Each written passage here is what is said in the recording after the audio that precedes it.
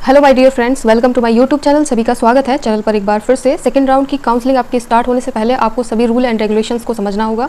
ठीक है, पिछली बार काफ़ी लोगों ने गलतियां करी हैं, लेकिन अब मत करना। कितने मार्क्स वालों का इस बार सिलेक्शन होगा सेकंड राउंड की काउंसलिंग में। ठीक है, डॉक्यूमेंट्स अगर आप पूरे नहीं हैं तो उसके लिए आपको क्या करना चाहिए, कॉलेज का इस बार आप किस तरीके से चुनाव करेंगे, उसके बारे में भी हम आपको समझाएंगे आपके मार्क्स के अकॉर्डिंग। अगर आप चैनल पर नए हैं तो चैनल को सब्सक्राइब करके बेल आइकन प्रेस कर दीजिए। ठीक है, उसके बाद मेरा टेलीग्राम और इंस्टाग्राम जल्दी से ज्वाइन कर लीजिए। चलिए वीडियो को शुरू कर लेते हैं। सो फ्रेंड्स, यहाँ पर देख लेते हैं राउंड 2 की जो भी काउंसलिंग स्टार्ट होने जा रही है उसकी कौन कौन सी यहाँ पर टर्म एंड कंडीशंस हैं। ठीक है, फर्स्ट ऑप्शन यहाँ पर देख लीजिए, all candidate who have not participate in round 1। जिन बच्चों ने पार्टिसिपेट नहीं किया था राउंड 1 में, वे बच्चे पार्टिसिपेट कर पाएंगे सेकंड राउंड की काउंसलिंग में। उसके बाद में all candidate who have participate in round 1 counselling and have not be allotted any seat in college. अगर उन्होंने पार्टिसिपेट किया है और कॉलेज अलॉट नहीं हुआ है, कोई सीट नहीं मिली है, तो वो भी यहाँ पर पार्टिसिपेट कर पाएंगे। अब उन बच्चों की बता देते हैं यहाँ पर जो बच्चे सिलेक्ट हो गए थे, मींस उनको कॉलेज का सिलेक्ट हो गया था, कौन सा कॉलेज उनको अलॉट हुआ है, बट उन्होंने क्या किया, अपग्रेड का ऑप्शन चूज़ किया था, तो वो यहाँ पर सेकंड राउंड की काउंसलिंग में पार्टिसिपेट कर पाएंगे। तभी उनकी अपग्रेड की आगे की प्रोसेस कंप्लीट होगी। ठीक है, उसके बाद यहाँ पर देखिए, और candidate who have been allotted a seat in college have select option decline. उन्होंने डिक्लाइन कर दिया था, तो वे बच्चे भी यहाँ पर पार्टिसिपेट कर पाएंगे। उसके बाद में नीचे देख लेते हैं, following candidate will not be eligible to participate in round 1। देखिए यहाँ पर ये ऑप्शंस, जिन बच्चों ने पार्टिसिपेट किया था राउंड फर्स्ट की काउंसलिंग में, बट उनको क्या हुआ था, उन्होंने अलॉट हो गया था, उसके बाद उन्होंने फ्रीज करवा दिया था, अपनी फीस कटवाकर अलॉटमेंट लेटर ले चुके हैं। अब उनको क्या है, अब एडमिशन कराने की जरूरत है। ठीक है, वो अब एडमिशन कराएंगे तो वे बच्चे अब सेकंड राउंड की काउंसलिंग के पार्टिसिपेट नहीं कर पाएंगे।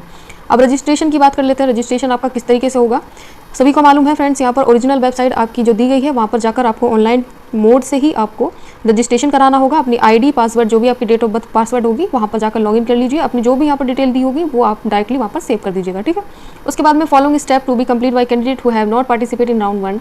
ठीक है, तो यहाँ पर ड्यूरिंग रजिस्ट्रेशन और प्राइमरी इन्फॉर्मेशन, देखिए आपकी जो भी इन्फॉर्मेशन होगी वहाँ पर दी गई होगी, तो वो ऑटोमेटिकली फिल होगी। ठीक है, वहाँ पर जाकर आप अपना जब रजिस्ट्रेशन कराएंगे तो वहाँ पर आपको वो सबमिट करना होगा। उसके बाद में अगर आपने अपीयरेंस में रखा है, मीन्स आप 12th स्टैंडर्ड में थे, एग्जाम दिए हैं बट आपका रिजल्ट नहीं आया है, या फिर आप अपीयरेंस में चल रहे हैं इस टाइम, तो आप अपना जो भी यहाँ पर एग्जामिनेशन के बाद आपकी मार्कशीट है, मीन्स आपका सर्टिफिकेट नहीं आया है, अगर मार्कशीट है तो स्टेटमेंट ऑफ मार्क्स है, तो वो आप यहाँ पर यूज़ कर सकते हैं। हाई स्कूल का आप सर्टिफिकेट लगाएंगे। उसके बाद में देख लीजिए यहाँ पर condition will have under the domicile certificate. यहाँ पर देख लीजिए, अगर आप उत्तर प्रदेश से हैं तो यस कीजिए, नहीं है तो नो। उसके बाद में अपना माइनॉरी जो भी यहाँ पर स्टेटस है वो अपना डोमिसाइल स्टेटस, माइनॉरिटी, ठीक है, कैटेगरी जो भी यहाँ पर आपका स्टेटस है वो आपको सबमिट करना पड़ेगा। ठीक है, अगर आप एप्लीकेबल हैं तो। Candidate can also update their gender. अगर आपका जेंडर रॉन्ग भरा है तो उसको एक बार चेक करने के बाद में उसको सही तरीके से फिल कीजिएगा। कभी कभी ऐसा होता है वहाँ पर रॉन्ग भरा रहता है या फिर भरा ही नहीं होता है, तो आप उसे अपने हिसाब से कर लीजिए। अगर मेल है तो मेल के लिए, फीमेल है तो फीमेल के लिए। ठीक है, candidate will have to deposit 500 rupee counselling registration fee online. ये नॉन रिफंडेबल है, आपको 500 रुपये जमा करने होंगे। उसके बाद में सिक्योरिटी फीस जमा करनी होगी। ठीक है, सो यहाँ पर देखिए सिक्योरिटी फीस और आपकी ये जो रजिस्ट्रेशन फीस होगी वो आपको सिंगल पेमेंट करना पड़ेगा। ठीक है, आप जो पेमेंट कराएंगे वो आपकी ओरिजिनल वेबसाइट पर होगी, वो ऑनलाइन मोड से करवा लीजिए, चाहे आप चालान से करवा लीजिए, वो आपकी चॉइस है। ठीक है, उसके बाद में following step to be complain by candidate who have participate in round 1।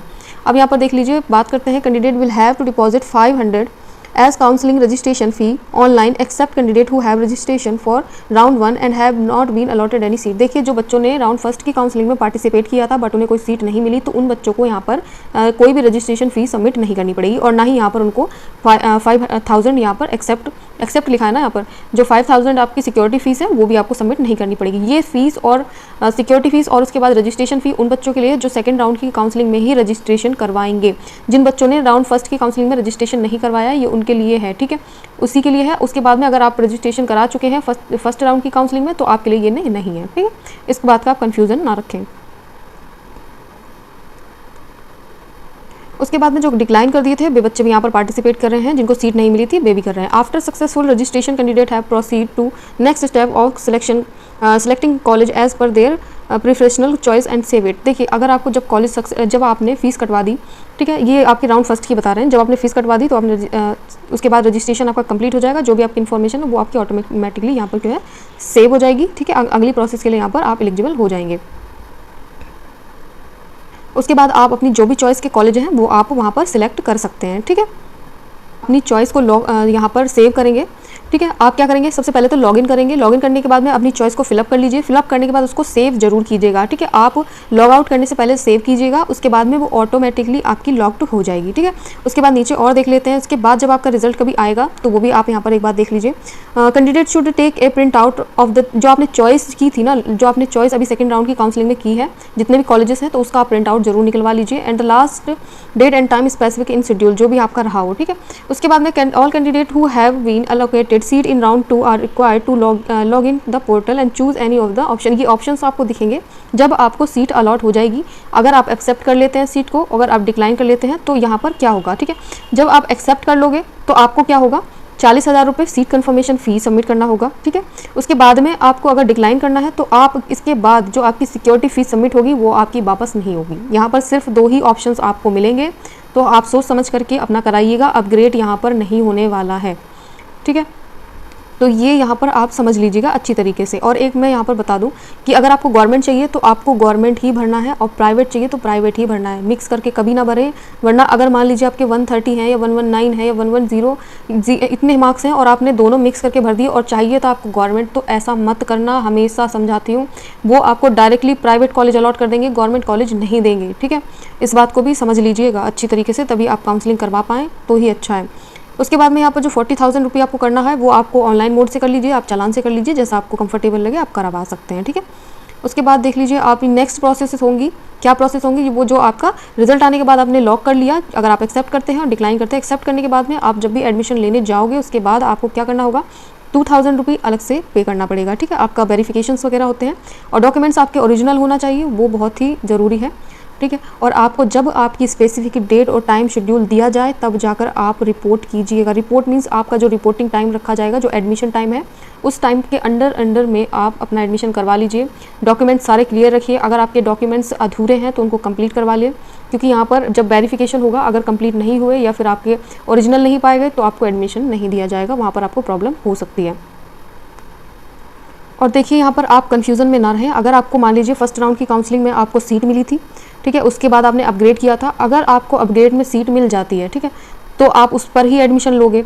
और यहाँ पर आपने फर्स्ट राउंड की काउंसलिंग में सीट मिली, अपग्रेड कराने के बाद आपको कोई सीट अलॉट नहीं हुई, तो आपको जो सीट मिली थी उस पर आपको एडमिशन लेना होगा, वो आपकी सीट बनी रहेगी, आपसे छीनी नहीं जाएगी। ठीक है, इसको भी कन्फ्यूज़न में ना रखें।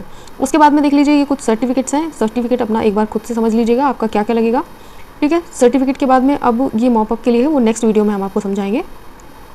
तो मैं थोड़ा सा बता देती हूँ। प्रोविजनल सीट अलॉटमेंट लेटर लगेगा, पासपोर्ट साइज़ फ़ोटो लगेंगी 5, आपके 40,000 रुपये लगेंगे। उसके बाद में आपका आईडी प्रूफ लगेगा, वेरिफिकेशंस।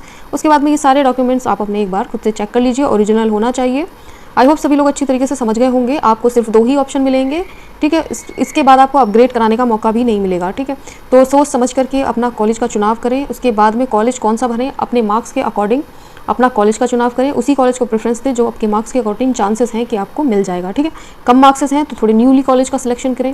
ठीक है, अच्छे मार्क्स हैं मीन्स आपके 140 प्लस हैं तो आप अच्छे कॉलेजेस का चुनाव कर सकते हैं। अच्छे मीन्स ये जो फेमस होते हैं। ठीक है, बट आपके 130 के लो हैं तो आप उन कॉलेजेस का चुनाव कीजिए जो कॉलेजेस नए होते हैं, या फिर आपकी जो जगह है, जिस जगह पे आप रहते हैं उस जगह से थोड़ा सा दूरी पर हो। ठीक है, तो बे कॉलेजेस का चांसेस थोड़ा सा बन जाता है कि आपको वहाँ पर कॉलेज अलॉट हो जाए। सो फ्रेंड्स, इस बार गलती मत करना जो फर्स्ट राउंड की काउंसलिंग में की है सभी बच्चों ने। ठीक है, अपने मार्क्स के अकॉर्डिंग उस कॉलेज को प्रेफरेंस दी है जो कॉलेज उनको मिल ही नहीं सकता। ठीक है, अगर आप 100 प्लस हैं और 130 के नीचे मार्क्स हैं आपके, तो आप हमेशा न्यू कॉलेजेस का चुनाव कीजिए। अगर गवर्नमेंट चाहते हैं तो सिर्फ गवर्नमेंट भरें, अगर प्राइवेट चाहते हैं तो सिर्फ प्राइवेट भरें, मिक्स करके ना भरें। कॉलेज अगर मिक्स कर दिया तो सिर्फ और सिर्फ प्राइवेट मिलेगा, मैं लिख करके दे देती हूँ, गवर्नमेंट नहीं देंगे। ठीक है, फिर मजबूरन या तो एडमिशन लेना पड़ेगा या फिर आपको सिक्योरिटी फ़ी वापस नहीं होगी, क्योंकि यहाँ पर सिर्फ 2 ही ऑप्शंस हैं। ठीक है, समझ लीजिएगा, अच्छी तरीके से सोच लीजिएगा, उसके बाद में ही कुछ फैसला कीजिए। ठीक है, आई होप सभी लोग अच्छी तरीके से समझ गए होंगे। तो वीडियो को लाइक करना, चैनल को सब्सक्राइब करके बेल आइकन ज़रूर प्रेस कर दें। ठीक है, thanks for watching dear friends.